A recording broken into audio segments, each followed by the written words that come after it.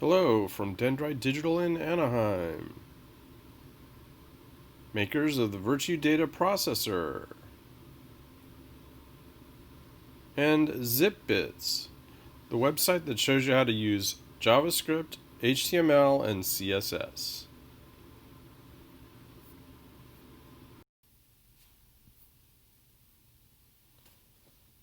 So today, I just received my Nexys video, and we're going to do a little unboxing.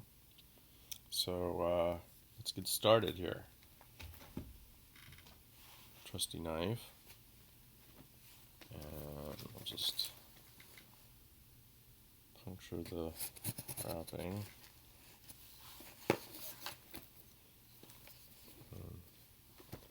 Come up the sides.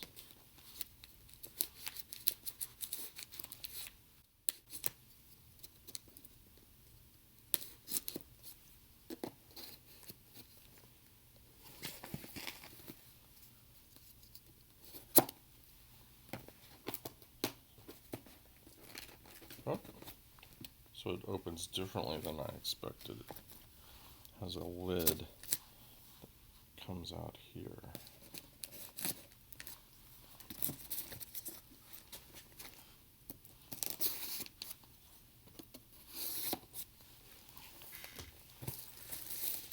That's it for the wrapping.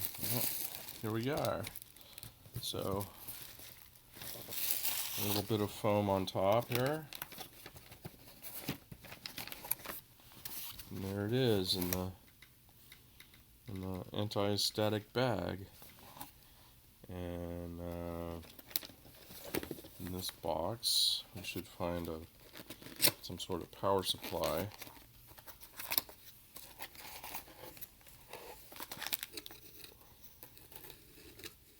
Huh. Interesting. There's that. Gotta be internationally prepared. There's another plug for who knows where in the world. Maybe you know. And looks like we have a USB, maybe for power, maybe for programming, maybe for both. And then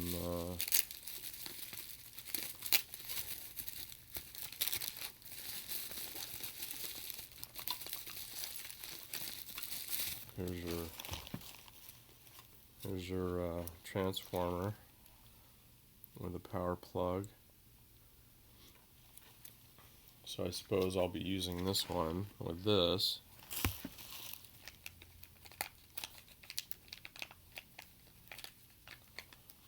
Looks like I need the knife again.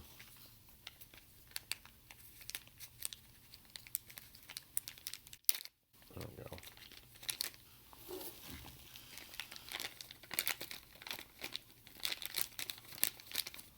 There's that. See how it goes on this. Looks like you just slide it in. Like that. Cool. Hope it doesn't get any noise out of that. I want to do some high-speed processing.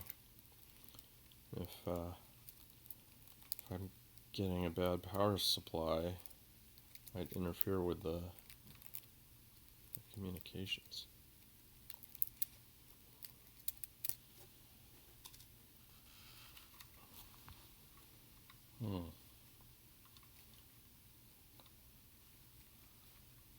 So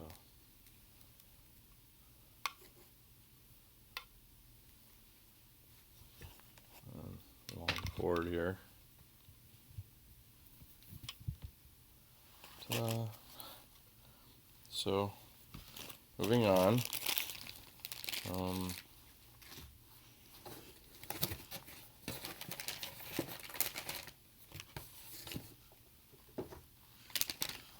There's the Nexys video, all shrink wrapped with the heat sink popping out. opens this way. And here we are, Nexys video. So I figure if I can't get the HDMI to work with GPIO, I'll just pump my 24-bit video out of this 160 pin FCM connector, mezzanine connector, FPGA mezzanine connector, 160 communication pins. Isn't that cool?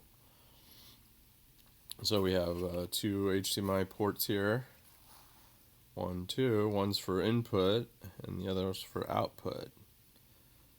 And then here's where the power supply plugs into. And then we got a couple of P mods, a USB port, type A, and then a couple of, I don't know if they're C or B, and then 8 switches for configuring things like what resolution you're going to be putting out on the video.